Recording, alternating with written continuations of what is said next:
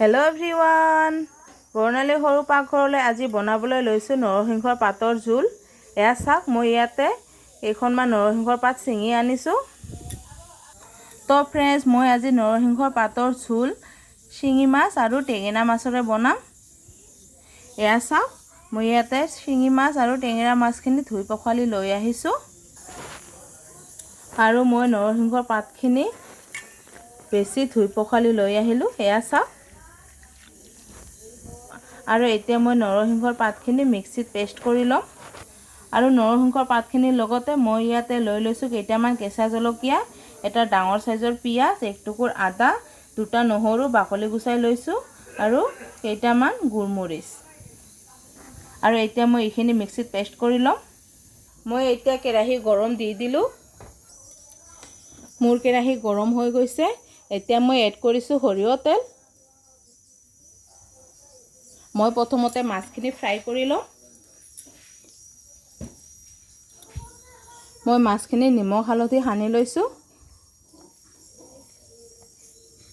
আৰু মোৰ তেলখিনি গৰম হৈ গৈছে। মই এতিয়া মাছখিনি এড কৰিছোঁ।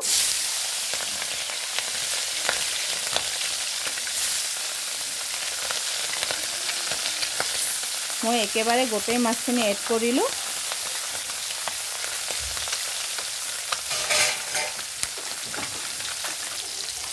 আৰু এতিয়া মই মাছখিনি ওলটাই দিছোঁ।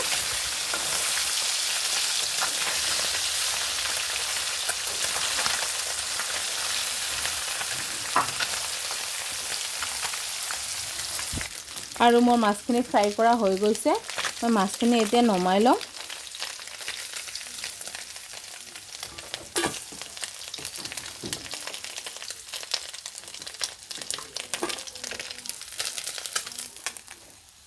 মই মাছখিনি নমাই ল'লোঁ। মই মাছখিনি নমাই লোৱাৰ পিছত মাছ ভজা তেলখিনিতে এড কৰিম পিঁয়াজ, সৰু সৰুকৈ কাটি লোৱা পিঁয়াজ।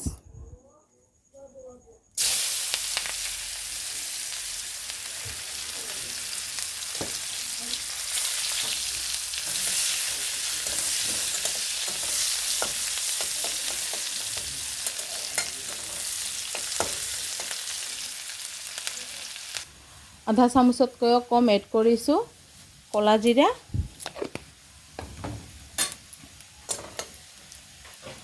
আৰু ইয়াতে মই মিক্সিত পেষ্ট কৰি লোৱা আদা, নহৰু, পিঁয়াজৰ পেষ্টখিনি এতিয়া এড কৰিলোঁ।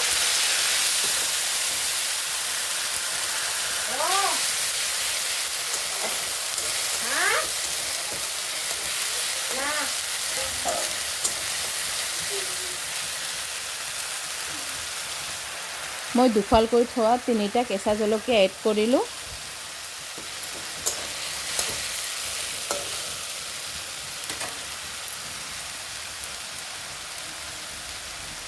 পৰিমাণ অনুসৰি এড কৰিছোঁ নিমখ। মই 1 চামুচ এড কৰিলোঁ। হালধিৰ গুড়ি এড কৰিছোঁ 1 চামুচ।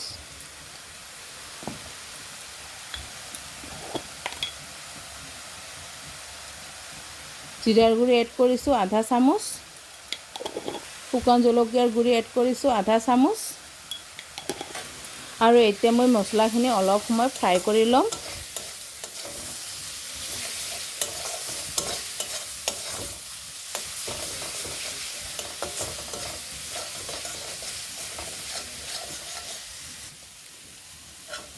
আৰু মই মছলাখিনি 1 মিনিট টাইম ফ্ৰাই কৰি ল'লোঁ। আৰু এতিয়া এড কৰি মিক্সিত পেষ্ট কৰি লোৱা নৰসিংহৰ পাতখিনি। এয়া চাওক, মই নৰসিংহৰ পাতখিনি একেবাৰে মিহিকৈ পেষ্ট কৰি লৈছোঁ মিক্সিত।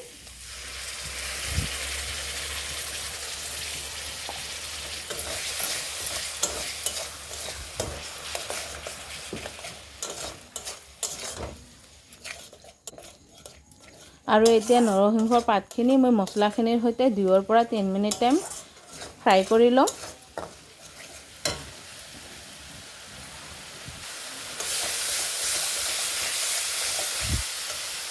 আৰু মই মিক্সিৰ বাতিটো ধুই অলপখিনি পানী এড কৰিলোঁ।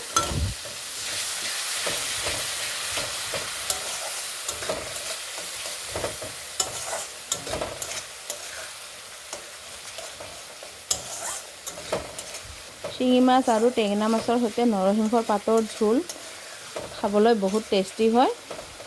আৰু মই এনেকৈ প্ৰায় বনাই থাকোঁ। আৰু নৰসিংহৰ পাত যিহেতু শৰীৰৰ কাৰণে উপকাৰী, সেইকাৰণে মই মাজে মাজে বনাই থাকোঁ।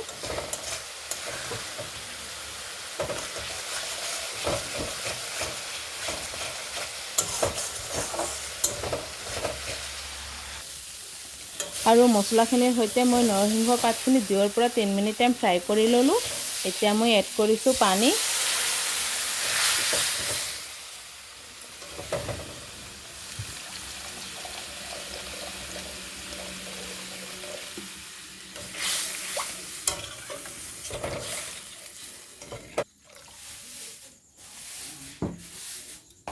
আৰু নৰসিংহৰ পাতখিনি যিহেতু মই পাতল জোল বনাম, সেইকাৰণে মই পানীখিনি অলপ বেছিকৈ দিলোঁ।